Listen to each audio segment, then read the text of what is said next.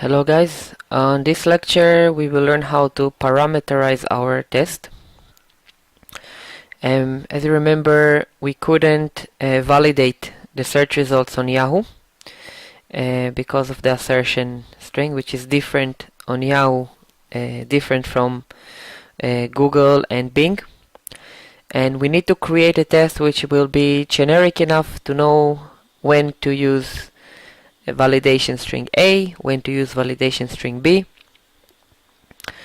So we are getting into something which called data-driven testing. Data-driven testing concept is very simple.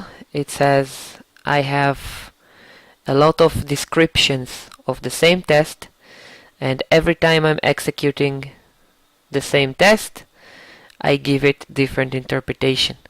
Depends on the input and expected results, and the data appears in the data source of the data-driven test.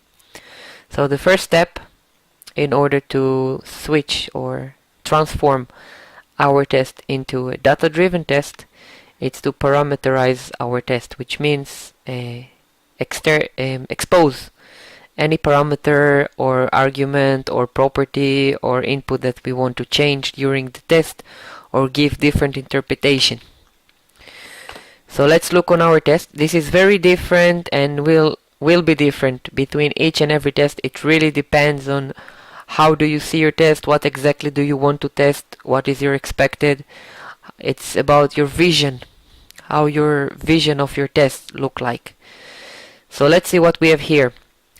We need to, of course, expose the URL of the site. So let's create a property. Better to work with properties rather than arguments, because I can put here, of course, arguments and input them later on the test runner. But it's better working with properties. It's more intuitive and much more clear, and also more flexible, because properties are not dependent on order, and you can easily give it a default value. You can use the get and set properties to do whatever you like. It's much more flexible, much more easy and expressive to use properties. This is my favorite, this is my way of choice. So let's create a property of course, public string, and we will call it search engine URL, and we will say get and set. And what else do we want to expose? We don't really need to change the keyword, at least for this specific test. Our keyword will be Udemy. This is what the test is testing, but we want to expose the string or the expression to validate by. So let's create another property, and we say public string, and we will say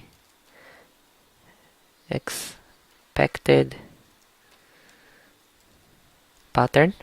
I'm using the term pattern because if you remember, in the validate search we are using regular expression, and regular expression takes pattern. So expected pattern means what pattern do I need to use in order to match, and we will say get set. Of course, you can use different names. If my names are not intuitive or expressive for you, of course you can change them. So we have search engine URL and we have expected pattern. Let's change. In the new search engine constructor, we will say search engine URL. Search engine URL, we take the property. On the validate method, we will take the expected pattern. This is how we parameterize our test. Now let's see how we are going to use it on the test runner. So go to your test runner, here under common automation runner, main test runner, and we created our test case here. So use the test case object, and now you can see we have two more properties here that are exposed and we can use. So we start with the search engine URL and we will say yahoo.com,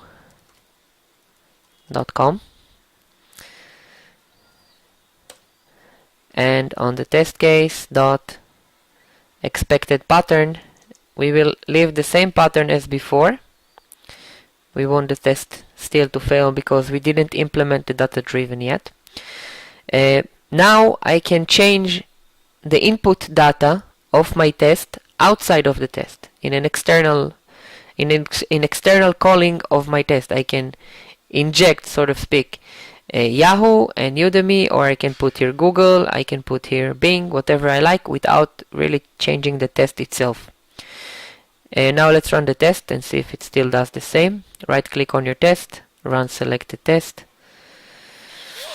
We will change it to Google, we will change it to Bing, and we will see everything is working. Something is wrong with Yahoo today, it works so slowly.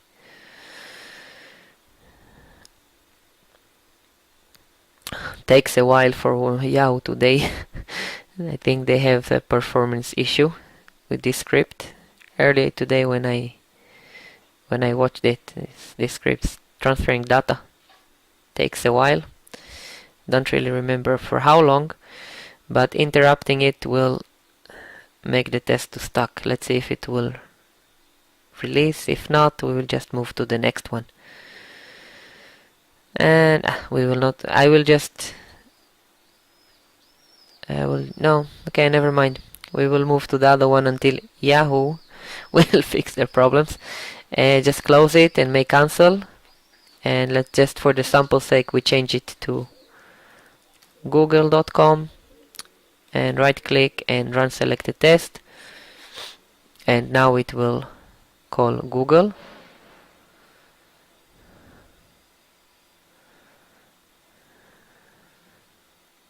And if I will do the same for Bing,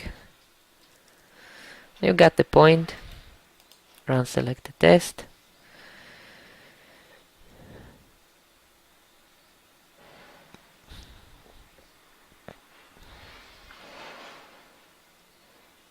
And we're done.